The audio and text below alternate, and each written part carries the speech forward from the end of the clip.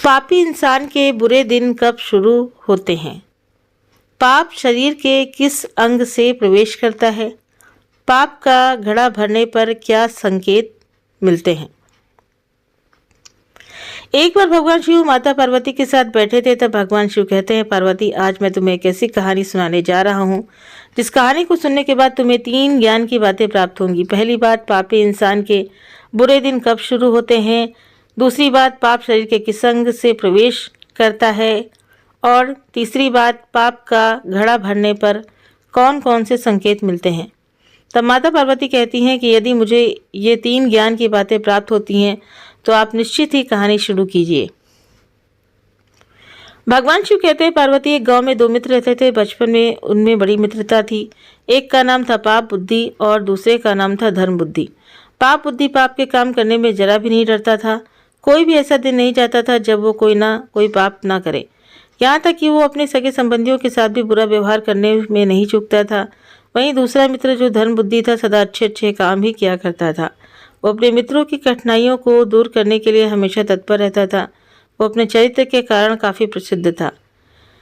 धर्म बुद्धि को अपने परिवार का पालन पोषण करना पड़ता था, इसलिए वो बड़ी कठिनाइयों से धन की पूर्ति करता था। वहीं एक दिन पाप बुद्धि ने धर्म बुद्धि के पास जाकर कहा कि भाई, तूने कभी भी किसी दूसरे स्थान की यात्रा नहीं की है, इसलिए तुझे किसी और स्थान की जानकारी भी नहीं है। जब तेरे बेटे नाती उन स्थानों के बारे में पूछेंगे तो तू उसको क्या जवाब देगा? इसलिए एक काम कर, मैं चाहता हूँ कि तू मेरे साथ घूमने के लिए चल। धर्म बुद्धि बिल्कुल भी कपटी नहीं था। इस प्रकार धर्म बुद्धि ने पाप बुद्धि की बात मान ली। वहीं ब्राह्मण से शुभ मुहूर्त निकलवा कर वो दोनों यात्रा पर चल पड़े। चलते चलते वो एक सुंदर नगरी में जाकर रहने लगे। वहीं पर पाप बुद्धि ने धर्म बुद्धि की सहायता से काफ़ी सारा धन कमा लिया। जब अच्छी कमाई हो गई तो वो अपने घर की ओर रवाना हुए। रास्ते में पाप बुद्धि मन ही मन सोचने लगा कि मैं इस धन बुद्धि को ठग कर इसके सारे धन को हथिया लूँ और धनवान बन जाऊँ। और फिर पाप बुद्धि ने ऐसा सोचकर उसका उपाय भी खोज निकाला। पाप बुद्धि और धन बुद्धि दोनों जब गांव के निकट पहुंचे तो पाप बुद्धि ने धन बुद्धि से कहा, ये सारा धन हमें गांव में ले जाना ठीक नहीं है। यदि हम इतना सारा धन गांव में लेकर चलेंगे तो हो सकता है कि कहीं हमारे घर में चोरी ना हो जाए और हम पूरी तरह से बर्बाद हो जाएं। पाप बुद्धि कहने लगा, भाई, अगर हम सारा धन गांव लेकर गए तो और भाई से बंटवा लेंगे और हमारा जीना मुश्किल हो जाएगा। इसलिए इस धन में से जरूरत के अनुसार हम थोड़ा धन साथ ले जाएं, बाकी धन को इसी जंगल में दबा दें। जब जरूरत पड़ेगी तब जाकर ले जाएंगे। पाप बुद्धि की बात को सुनकर धन बुद्धि बहुत खुश हुआ, क्योंकि धन बुद्धि के अंदर किसी प्रकार का कोई छल पाप नहीं था। पाप बुद्धि और धन बुद्धि ने उस धन में से थोड़ा सा धन निकाल लिया और बाकी धन को एक पेड़ के नीचे दबाकर बाकी थोड़े से धन को लेकर अपने गांव को चल दिए। कुछ दिनों के बाद पाप बुद्धि उस जंगल में गया और सारा धन निकालकर उसके स्थान पर मिट्टी के ढेले भर आया। उसने वो सारा धन अपने घर में छुपा लिया। वहीं 3-4 दिन के बाद धन बुद्धि के पास जाकर बोला, मित्र, जो हम धन लाए थे वो सब खत्म हो चुका है, इसलिए चलो जंगल में जाकर कुछ धन और ले आए। वहीं पाप बुद्धि की बात सुनकर धन बुद्धि भी उसकी बात मान गया और फिर अगले दिन दोनों मित्र जंगल में पहुंचे। उन्होंने गुप्त धन वाली जगह काफी गहरी खोद डाली, परंतु धन का कहीं पर भी पता नहीं था। इस पर पाप बुद्धि ने बड़े क्रोध के साथ कहा, धन बुद्धि, ये धन तूने चुराया है। वही धन बुद्धि को भी बहुत तेज गुस्सा आया और उसने कहा, ये धन मैंने नहीं लिया। मैंने आज तक अपनी जिंदगी में ऐसा काम कभी नहीं किया। ये धन चुराना तेरा ही काम है। फिर पाप बुद्धि ने कहा, मैंने नहीं चुराया है, तुमने ही चुराया है। तू सच सच बता दे, नहीं तो मैं राजा से तुम्हारी शिकायत करूंगा। वहीं धन बुद्धि ने पाप बुद्धि की बात को स्वीकार किया। दोनों राजा के पास पहुंचे। वहां पर राजा को सारी घटना सुनाई। राजा ने धन बुद्धि की बात मान ली और पाप बुद्धि को कठोर सजा दी। पाप बुद्धि कांपने लगा और बोला, महाराज, वो पेड़ बोलता भी है, हम वहां पर चलकर पूछ लें। वो हमें बता देगा कि उसके नीचे गड़ा हुआ धन हम दोनों में से किसने चुराया है। पाप बुद्धि की बात राजा ने मान ली और उन दोनों को साथ लेकर वहां जाने का निश्चय किया। पाप बुद्धि ने कुछ समय के लिए अवकाश मांगा और अपने पिता के पास जाकर बोला, पिताजी, अगर आपको ये धन और मेरे प्राण बचाने हैं तो आप उस पेड़ की खोखर में बैठ जाना और जब राजा वहां पर पहुंचकर पेड़ से पूछे कि धन किसने चुराया है तो तुम अंदर से आवाज दे देना कि ये सारा धन धन बुद्धि ने चुराया है। पाप बुद्धि की बात को सुनकर उसके पिता राजी हो गए। अगले दिन राजा पाप बुद्धि और धर्म बुद्धि को लेकर उस पेड़ के पास पहुंच गया।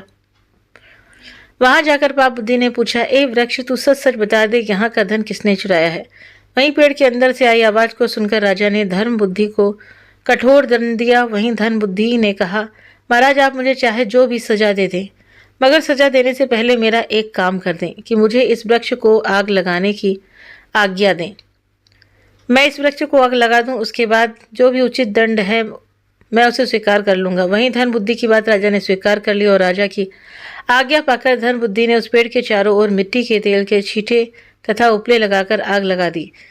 वहीं कुछ ही क्षणों में पाप बुद्धि का पिता जलने लगा और चिल्लाने लगा, अरे मैं मरे जा रहा हूँ, मुझे बचाओ। अपने पिता के अर्ध जले शरीर को पाप बुद्धि ने बाहर निकाला तो सच्चाई का पता चल गया। इस पर पाप बुद्धि को राजा ने मृत्युदंड की सजा दी और वहीं धर्म बुद्धि खुशी खुशी अपने घर लौट गया। भगवान शिव कहते हैं, पार्वती, अब इस कहानी से पहली सीख मिलती है कि पापी इंसान के बुरे दिन कब शुरू होते हैं, तो समझ लो जब इंसान के मन में लालच आ जाता है और दूसरे का दुख देखकर खुशी होने लगती है तो इंसान के बुरे दिन शुरू हो जाते हैं, जैसे कि पाप बुद्धि के हुए। वही भगवान शिव आगे कहते हैं, पार्वती, दूसरी सीख मिलती है कि पाप शरीर के किस अंग से शरीर में प्रवेश करता है। तो समझ लो इंसान जिस अंग से सामने वाले व्यक्ति को नीचा दिखाने का प्रयास करता है, उसी अंग से पाप बुद्धि में वृद्धि हो जाती है और फिर धीरे धीरे उस व्यक्ति के पाप का घड़ा भरने लगता है। वहीं भगवान शिव कहते हैं, पार्वती, अब तीसरी सीख इस कहानी से मिलती है कि पाप का घड़ा भरने पर कौन कौन से संकेत मिलते हैं। तो समझ लो जब पाप का घड़ा भर जाता है तो व्यक्ति के पतन की शुरुआत होने लगती है, जहाँ से वो कभी उभर नहीं पाता है। वही संकेत मिलने लगते हैं, वो व्यक्ति ऐसी गलतियां करता है कि उसके सगे संबंधी भी मुंह मोड़ लेते हैं, को मजबूर हो जाते हैं, सामाजिक इज्जत भी धूल में मिल जाती है, वो गलतियों पर गलती करता जाता है, बुद्धि पूरी तरह से काम करना बंद कर देती है। अगर किसी व्यक्ति को इस प्रकार के संकेत मिलते हैं तो समझ लो कि उसके पाप का घड़ा भर गया है, बस उसको केवल सजा मिलनी बाकी है। इसलिए हमेशा व्यक्ति को धर्म के रास्ते पर चलना चाहिए और कभी भी किसी के साथ छल कपट नहीं करना चाहिए। ऐसी भावना इंसान के अंदर होनी चाहिए। यदि ऐसी भावना इंसान के अंदर होती है तो उसके जीवन में कभी कोई कष्ट नहीं आता है। तो उम्मीद करते हैं कि आपको ये कहानी जरूर पसंद आई होगी। वीडियो पसंद आया हो तो वीडियो को लाइक, शेयर, सब्सक्राइब करना ना भूलें। आप अपने कमेंट करके भी जरूर से ज़रूर बताएं। मिलते हैं नेक्स्ट वीडियो में नई कहानी, नई जानकारी के साथ में। Thank you.